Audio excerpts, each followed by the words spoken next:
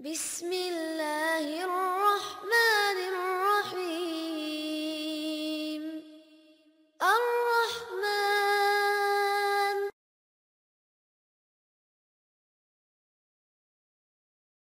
Kita ketika mendengar hal demikian bertanya-tanya, apakah mungkin jin itu bisa naksir atau jatuh cinta kepada manusia yang hakikatnya itu berbeda jenis dengan jin? Manusia diciptakan dari apa? Tanah. Jin dari api. Apa bisa jin itu jatuh cinta sama manusia? Nah, di sini dijelaskan oleh Syekhul Islam Ibnu Taimiyah rahimahullahu taala dalam kitab An-Nubuwat. Di situ beliau menjelaskan, qad yuhibbul insiyya kama yuhibbul insiyul al-insiyya. Bangsa jin itu telah mencintai manusia sebagaimana manusia yang juga mencintai manusia lainnya. Wa kama yuhibbur rajulul mar'ata wal mar'atur rajula. Sebagaimana seorang pria yang mencintai wanita atau wanita yang mencintai pria. Yugharu alaihi wa yakhdumuhu bi asya'in wa idza shara ma'a ghairihi faqad yu'aqibuhu bil qatli wa ghairihi. Bahkan ketika jin itu sudah naksir dan jatuh cinta sama manusia, terkadang dia itu mencemburi, dia itu cemburu ketika manusia yang dicintainya bersosialisasi dengan manusia lainnya, dengan teman-temannya dari bangsa manusia. Bahkan dia itu akan mendukung kecemburuannya dengan berbagai sesuatu. Pokoknya gimana caranya manusia yang dia cintai itu tidak boleh menjadi milik orang lain, walaupun itu sama-sama manusia. Dia akan dukung penuh bagaimana api kecemburuannya ini supaya apa? Manusia yang dia taksir tidak jatuh cinta dengan manusia lainnya. Idza shara ma'a ghairihi faqad yu'aqibuhu bil qatli wa ghairihi. Dan apabila manusia yang dicintai oleh jin dia berteman atau bahkan menikah dengan orang lain, kalau perempuan ya sama laki-laki, yang laki-laki nikah sama perempuan, ya, faqad yu'aqibuhu.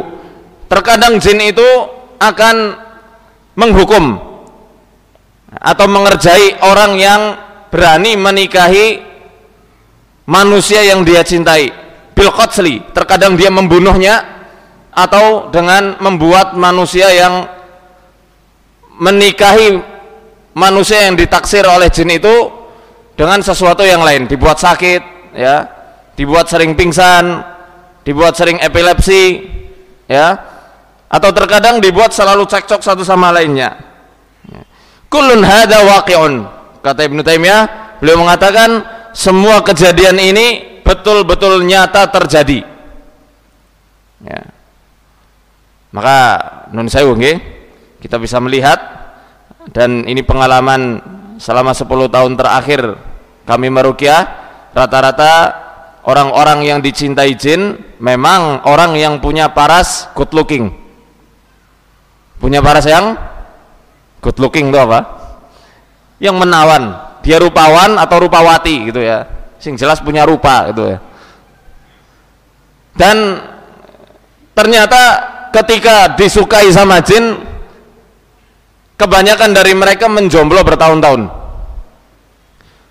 sampai usia yang betul-betul harusnya dia sudah matang untuk menikah, dia akan selalu dibuat tidak bisa menikah. Mau menikah tiba-tiba ragu, akhirnya ditinggalkan atau meninggalkan, ya. Sudah mau hari H ragu, batal. Ada aja yang membuat pernikahannya itu batal. Atau kalaupun sudah menikah, rumah tangganya biasa dibuat cekcok terus menerus, masalah kecil sekali menjadi sangat besar, sampai akhirnya suaminya mengucapkan talak kepada istrinya. Naudzubillah min dzalik. Dan ingat, Setan-setan yang semacam ini pinter. Terkadang mereka mengalihkan fokus manusia. Gimana cara mengalihkannya? Di antara cara mengalihkan manusia ya yang dicintai oleh jin ya adalah dengan menimbulkan isu bahwasanya dirinya itu kena santet. Ya, sehingga fokusnya apa?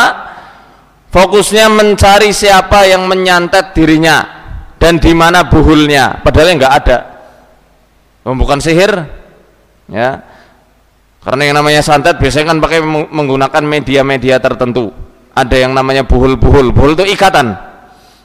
Ya, ada baik ikatan yang bentuknya terlihat secara fisik atau ikatan-ikatan yang memang tidak terlihat yang dilarutkan melalui minuman, melalui makanan, melalui parfum, ya, asap rokok atau yang lainnya.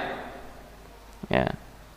Nah, ketika manusia hilang fokus, akhirnya dia lupa muhasabah, lupa mengoreksi dirinya, kira-kira dari celah mana setan itu mencintai dirinya. Ya. Di antara tanda-tanda umum orang yang dicintai oleh jin,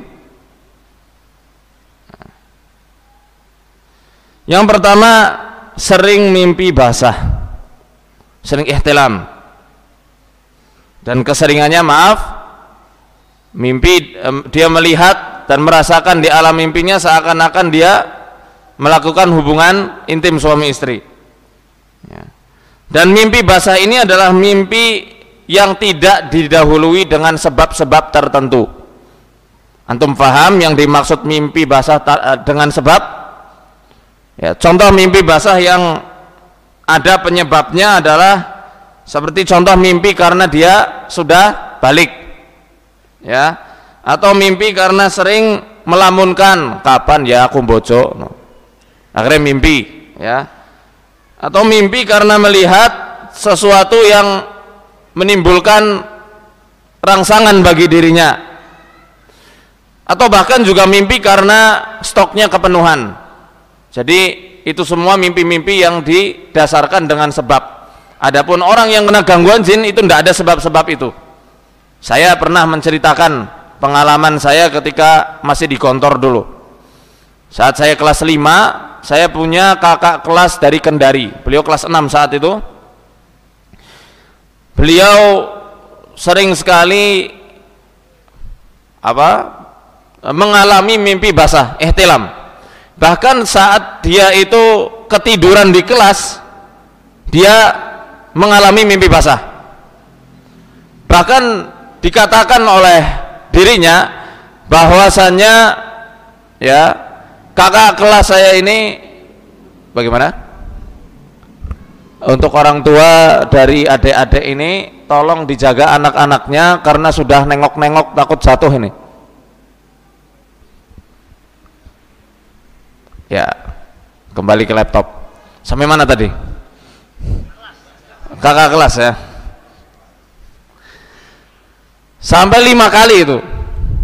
Saat diruqyah sama ustadz saya, ternyata betul yang merasuki dirinya adalah jin wanita. Sebabnya apa? Sebabnya ketika masuk toilet, masuk kamar mandi, dia tidak pernah baca doa, tidak menjaga adab-adab masuk kamar mandi, dan sukanya siul-siul dan bernyanyi di kamar mandi. Apalagi antum, nauzubillah min dzalik, masuk kamar mandi tiktokan, wah bahaya itu. Nah, jadi mangsanya jin itu. Ya. Dan itu 5 kali sehari tanpa ada sebab yang jelas. Dan di antara ciri yang mendukung dari mimpi-mimpi tersebut, ketika tidur antum perhatikan giginya itu saling beradu. Kalau orang Banyumas bilang keret, ya, saling berdecit satu sama lain karena gigi geraham yang diadu. Yang kedua, merasakan ada bayangan seseorang yang berbaring atau tidur di sampingnya. Ya, khususnya ketika dia tidur, dia tidak ada, dia tidur sendirian, tapi seakan-akan kayak disertai sama makhluk lain yang tidur di sisinya. Kemudian perasaan enggan untuk menikah. Di level yang parah, dia tidak tertarik dengan lawan jenis. Tidak apa? Tidak tertarik dengan lawan jenis. Ya. Jika menikah, dia merasa tidak nyaman di saat-saat bermesraan dengan pasangannya. Jadi tidak pernah itu harmonis, apalagi mesra-mesraan. Bahkan ketika melihat wajah suami atau istrinya, dia melihat seakan-akan wajahnya itu begitu tua dan menjengkelkan.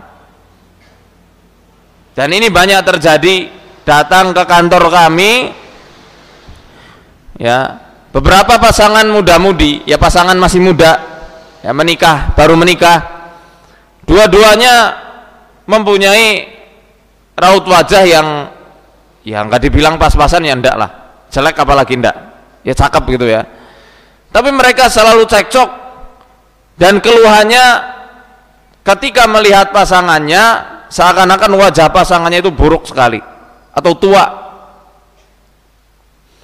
Ini pernah saya bahas ketika membahas tentang pengaruh-pengaruh jin nasab, ya, apalagi jin nasab yang dulunya ditugaskan oleh para leluhurnya untuk menimbulkan ajian-ajian pengasihan atau aura pengasihan.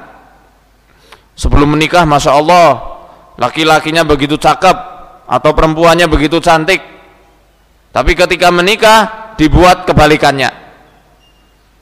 Ya. Dampaknya untuk apa? Ketika belum menikah dipicu supaya manusia itu berzina satu sama lainnya. Kalau sudah menikah, si setan ini menginginkan supaya dirinya mendapat trofi, piala setan terbaik dari iblis, sesuai hadis riwayat Imam Muslim. Dengan apa? Dengan cara menceraikan antara suami dengan istrinya tanpa udzur yang syar'i. Ya. Begitu juga hal ini akan terjadi kepada orang-orang yang terkena ilmu pelet, semar mesem apalagi itu, atau jaran goyang.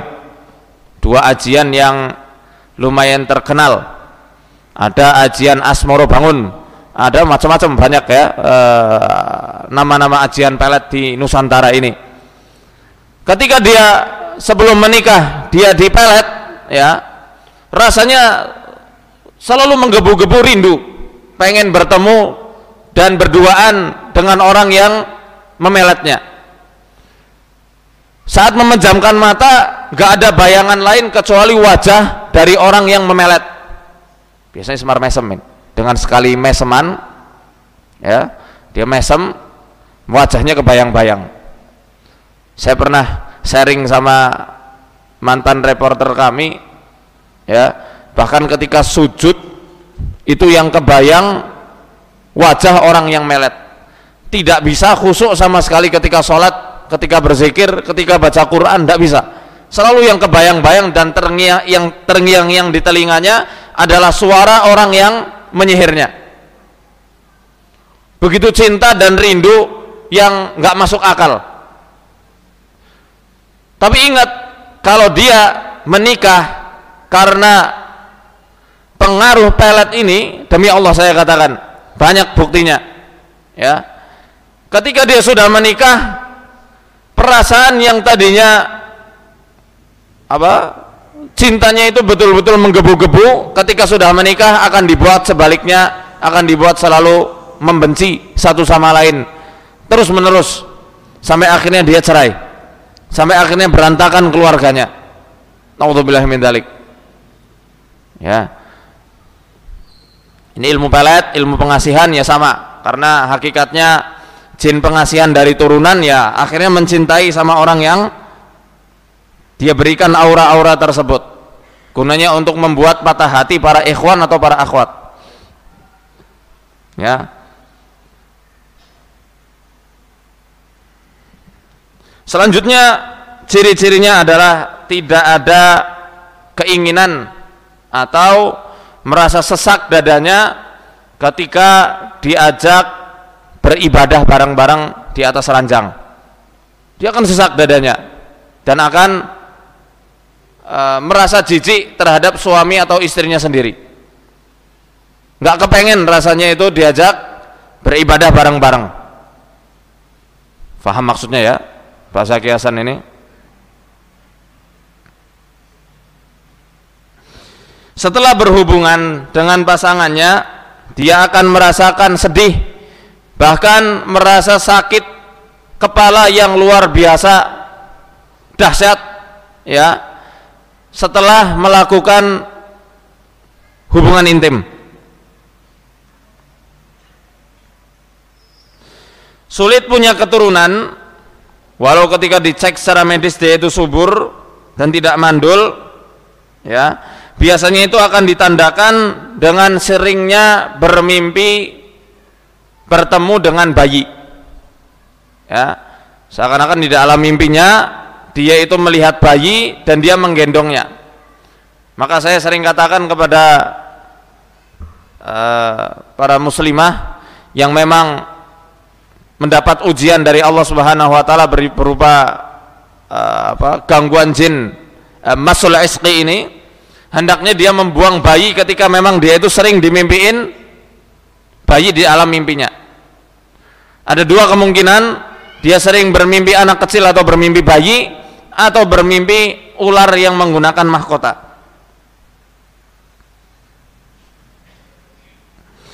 Mimpi dilamar oleh seseorang yang tidak diketahui rupanya, atau dipaksa menikah oleh sekelompok orang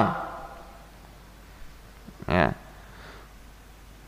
Kemudian dorongan yang sangat kuat untuk selalu melakukan onani atau masturbasi ya.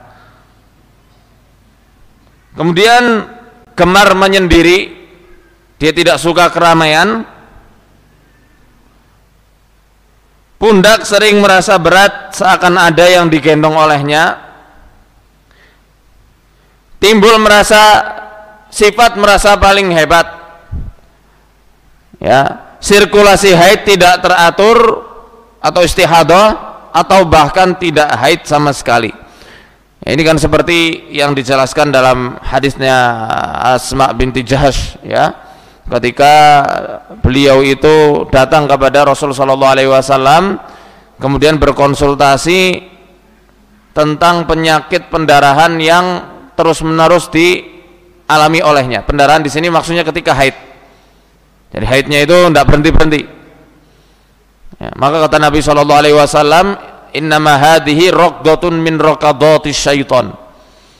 Ya, istihadah yang kamu alami ini adalah salah satu hentakan dari hentakan-hentakannya setan. Ditendang-tendang rahimnya supaya darahnya tidak berhenti-henti. Nah. Sering merasa dingin di ujung-ujung jari jemarinya, tangan dan kakinya. Nyaman di tempat-tempat kotor dan najis. Sering was-was terutama saat sholat atau ketika ambil wudhu ya. Ingat, semua ciri-ciri ini adalah ciri-ciri yang umum dan harus kita kombinasikan dengan beberapa ciri-ciri yang memang menguatkan bahwasanya orang tersebut kena gangguan jin. Dan jin Alhamdulillahi Rabbil Alamin Ar-Rahman